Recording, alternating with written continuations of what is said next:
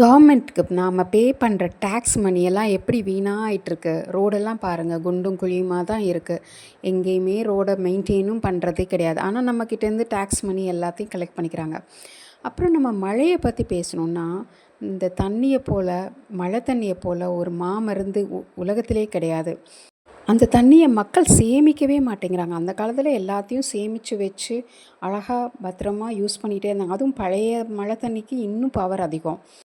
எனக்கு தெரிஞ்ச தோழி ஒருத்தங்க கண் சம்மந்தப்பட்டமான நோய் இருக்குது அப்படின்னு சொன்னாங்க. அவங்களுக்கு ஒரு குப்பியில் மழை தண்ணியை அடைச்சி கொடுத்து, இது டெய்லி ஒரு சொட்டு விடு அப்படின்னு கண்ணில் விட்டால் சரியாயிடும் அப்படின்னு சொன்னதுக்கப்புறம் அவங்க அந்த கண் ப்ராப்ளம் எல்லாம் சரியாயிடுச்சு அப்படின்னு சொல்லி ரொம்ப மகிழ்ச்சியாக இருந்தாங்க. இது மாதிரி இன்னொன்று கிடைக்குமா இன்னொருத்தங்களுக்கு அப்படின்னு கேட்டாங்க. நான் சொன்னேன், இது 50,000 ஆகும் அப்படின்னு.